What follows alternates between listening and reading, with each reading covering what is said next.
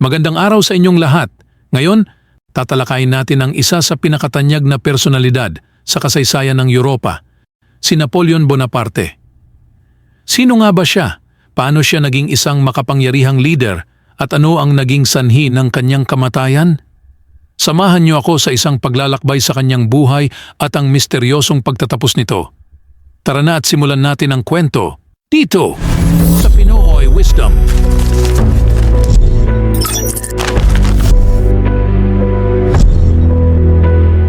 Si Napoleon Bonaparte ay ipinanganak noong Agosto 15, 1769 sa Corsica, isang maliit na isla sa Mediteraneo na bahagi ng France.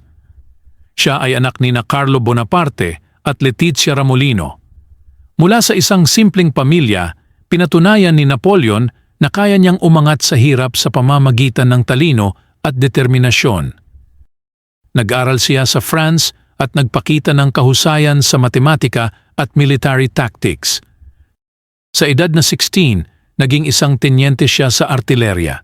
Sa panahon ng Rebolusyong Pranses, mabilis siyang umangat sa ranggo dahil sa kanyang mga tagumpay sa labanan at natatanging liderato. Noong 1799, sa pamamagitan ng isang kudeta, kinuha ni Napoleon ang kapangyarihan at naging unang konsul ng France. Hindi nagtagal, idineklara niya ang kanyang sarili bilang Emperor ng France noong 1804. Sa ilalim ng kanyang pamumuno, pinalawak niya ang teritoryo ng France sa pamamagitan ng sunod-sunod na tagumpay sa digmaan.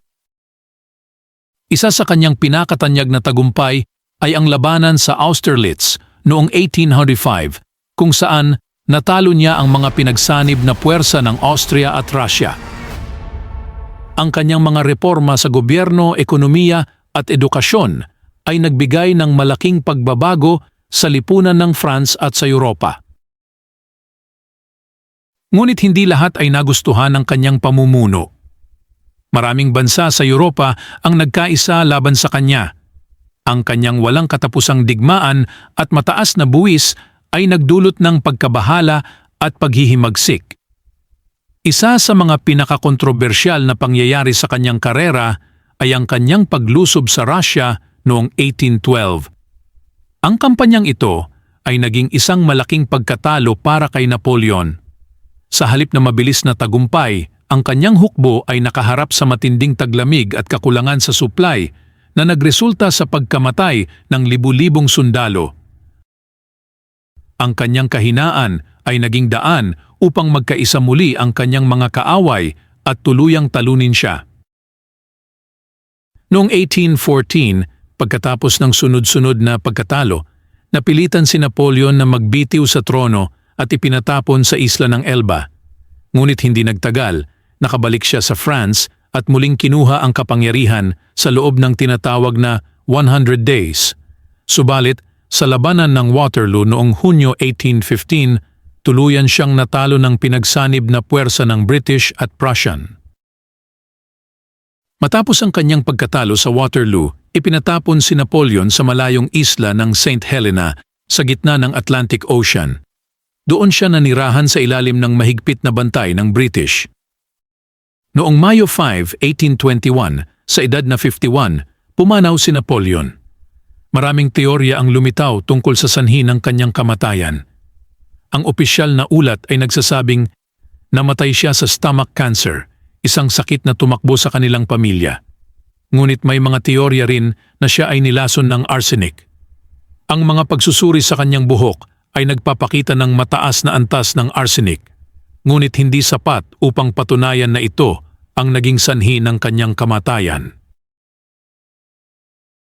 Ang kamatayan ni Napoleon ay nagdulot ng malaking pagbabago sa politika ng Europa.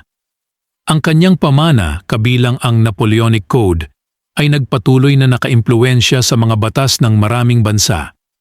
Ang kanyang mga ginawa ay nagsilbing inspirasyon sa mga revolusyonaryo at leader sa iba't ibang bahagi ng mundo. At diyan nagtatapos ang kwento ni Napoleon Bonaparte, isang tao na nagbago ng mukha ng Europa sa loob ng kanyang pamumuno. Ang kanyang ambisyon at kakayahan ay nagdulot ng malalim na bakas sa kasaysayan, ngunit ang kanyang kamatayan ay patuloy na nagbibigay palaisipan sa mga eksperto at historiador hanggang ngayon. Salamat sa inyong panonood.